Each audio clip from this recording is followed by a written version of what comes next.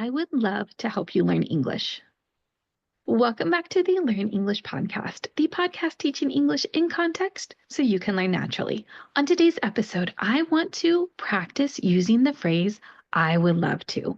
There are different ways that you can use this phrase. There are different contexts that this phrase can be used in. And so on today's episode, I want to go over those different ways so you can understand and use the phrase correctly. If you are interested, I would love for you to follow along with us because we're about to begin.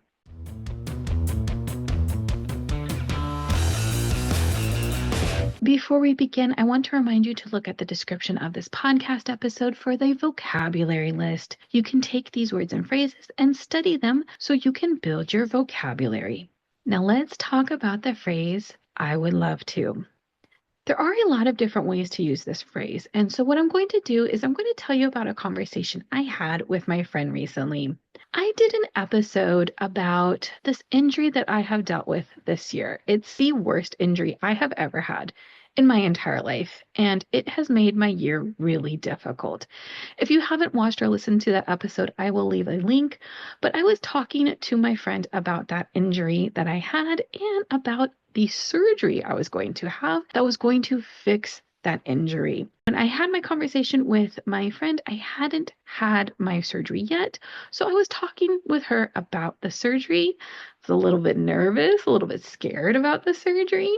And I was just talking to her about things I would hope would happen afterwards. Because of the pain in my back and the pain going down my leg into my foot, I have not been able to stand or walk for more than about 15 minutes at a time for the past year. It's been really challenging. When I get out of bed in the morning, it's hard to get out of bed. The first step that I take after I get out of bed is painful, and I'm just in pain all day. Sometimes the pain is so bad that I actually wake up at night, and it's just been really difficult. So I was talking to my friend about those difficulties, and I told her I would love to have my life back. I would love to not have pain in my leg. The surgery that I was going to have was going to cure that leg pain. The surgeon told me that it would go away, right after the surgery. And I was telling her that I would just love for that to happen already. I'm so tired of being in pain. And I told her that after the surgery, I would love to be able to go for a walk again. I have a dog. My dog is a super cute Pomeranian, and before this injury, we would go on walks all the time. And I'd also walk with my dog and my mom, and we would go for these long walks. We'd walk for an hour or more, and it was just really enjoyable. I really liked doing it, and I haven't been able to do it for over a year. And I was telling my friend, I would love to be able to walk my dog again. I would love to go on a walk with my mom again. It has just been such a sad year. I've not been able to do all of these things that I liked doing, and I would love to do it again. I also would love to work out again. I did an episode on physical fitness and fitness vocabulary that I will leave a link for. But in that episode, I talked about how I liked weightlifting, and I was weightlifting about 4 to 5 days a week. Now, that is kind of why I got injured. That, along with a lot of other things, caused my injury. But I was telling my friend, I would love to exercise again. I know I cannot lift any weights for 2 to 3 months after my surgery, and I probably will never lift heavy weight again. But I would love to get back into the routine of exercising. I would love to be able to do some weightlifting again because it's just one of my favorite exercises.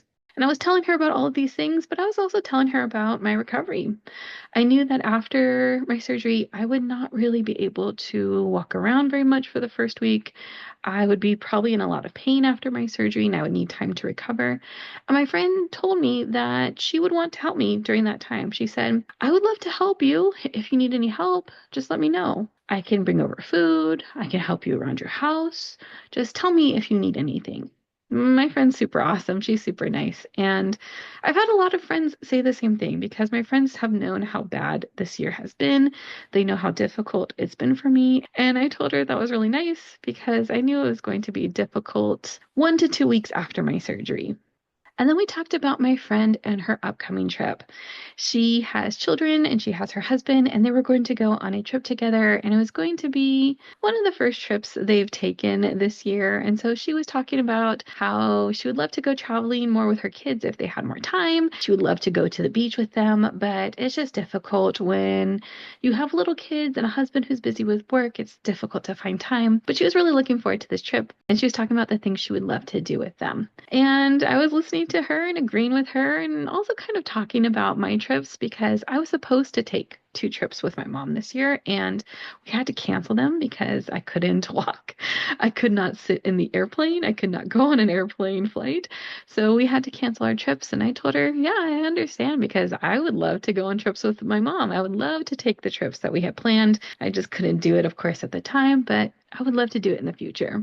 And my friend was saying how she would also love to take her children to Thailand. She's from Thailand. She was born and raised there and then moved to the United States. So she was saying that she would love to take her children when they get older. She would love for them to experience her home country and meet some of her family there. And I've never been to Thailand. I've heard a lot about it. There's a lot of people who go and post videos about it, but I've never been.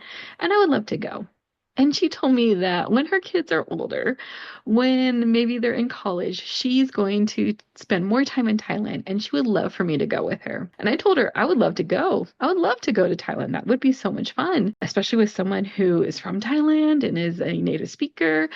And that would just be a great trip to spend time with my friend in Thailand. And she said that we're definitely going to go when her children are older and we are older. Both of us are older. We are going to go to Thailand. And I said, I would love to go. That sounds like a really awesome time because I would love to travel around the country. There's a lot of things I would like to do. I would love to go to some wildlife sanctuaries. I would love to enjoy the food, to spend time on the beach. There's just so many things to do there. And I think it would be a wonderful trip. So, did you hear the different ways we use the phrase, I would love to? If you didn't, don't worry, we're going to go over all of the different definitions and how to use that phrase. So, the first way that you can use the phrase, I would love to, is to offer something to someone. It could be support, it could be a physical thing, it could be an experience, but you're offering something to them. So with my friend, she offered to bring me food. She offered to help me around my house because she said that she would love to help me after my surgery. That is her way of offering her support, saying that she would be able to do things for me while I'm recovering. She also offered to take me on a trip to Thailand. She said, I would love for you to go with me to Thailand. That is her invitation. That is her way of asking me to go with her. The second way that you can use the phrase is to accept the invitation or accept whatever someone is offering to you. When she offered to take me to Thailand, when she said, I would love for you to go to Thailand with me, I said, I would love to go. That is my way of accepting it. That's my way of saying, yes, I would like to go with you. Now, of course, you can just say yes. You can say, I would like to go, but I would love to go. Maybe just sounds a little bit more polite, a little bit more friendly, a little bit more enthusiastic. I would love to do that. If you have a friend who wants to go see a movie and they ask you, do you want to go see this movie with me this weekend? You can say, I would love to. I would love to go to the movies with you. It's a very polite way of agreeing and accepting that invitation. Now, the third way you can use it is when you're talking about the future. When I was talking with my friend, I did not have my surgery yet. So I was not able to walk. I was not able to be pain-free. There were so many things I couldn't do. And I was talking about the future with her. I would love to be pain-free. I would love to walk my dog. I would love to do all of these things. In that case, I'm talking about the future. I'm talking about the immediate future because my surgery was very soon after that conversation. And those were things that I thought were likely to happen. If my surgery went well, I was going to be able to walk without pain. I was going to be able to take my dog for a walk. I was going to be able to stand and sit, not have this pain going down my back and down my leg.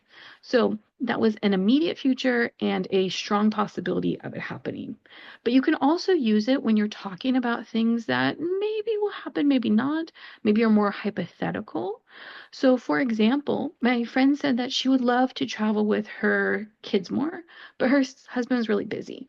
So most likely, they're not going to go on a lot of family trips. They're not going to go somewhere every single weekend because her husband does have work. He is busy. They're not able to travel as much as they would want to. So in that case, she used the phrase, but it was more of a wish, more of a hypothetical situation, something that she thinks probably won't come true, but still hopeful that maybe it could. I would love to go on more trips with my family, but my husband is so busy and doesn't have time. Talking about something you would wish would happen, you would like to happen. You can also talk about things that are in the very distant future. My friend said she was going to take me to Thailand when her kids are in college, and that would be a long time from now, many, many years, very distant future. Maybe we will go, maybe we won't. We don't know, but we can still use that phrase. I would love to go to Thailand with you once my kids are in college. A very distant future, a hypothetical situation, but of course, we're hopeful that we can do it because we would like to. That would be a lot of fun. So you can use this when you're talking about yourself. Let's say you are in school and you know you have many more years before you graduate. You can say, I would love to be done with school. Or if you're planning on moving somewhere, you're planning on getting a new job, you're planning on going somewhere, moving to a different country. I would love to get a new job and move to Thailand or move to England or wherever, right? You can use that phrase, even if it's not in the immediate future, even if it's just a wish, something in the distant future, you can still say, I would love to. I would love to get a new job and move. Now, we didn't use this last way of using this phrase, and this is a more negative way, a more sarcastic or ironic way of using this phrase. This is if you don't actually want to do something. If you are at work and your boss asks you if you want to come in during the weekend and work overtime and work during the weekend and you don't want to do it, you can say, oh, I would love to. In that case, you're still using that phrase, but it's the opposite meaning. It means that you don't want to do it, right? You don't want to come to work and work overtime. So you have to listen to the tone when someone says it. If it's a positive thing, usually you have a cheery voice. Usually you're more enthusiastic, you're more optimistic, hopeful about how you're saying this. I would love to go to Thailand with my best friend. Or if you're saying it with a more negative, more sarcastic tone, I would love to go into the office this weekend. You can hear the tone difference. I'm very excited for one thing. I am not excited for the other thing. I don't actually want to do it. I hope you enjoyed this episode and I hope you feel a little bit more confident about using the phrase, I would love to.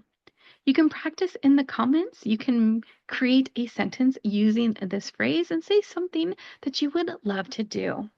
You can also tell me if you enjoyed this episode, if you want more episodes like this in the future. There are a lot of grammatical structures in English, a lot of phrases. So tell me if you would like more episodes like this.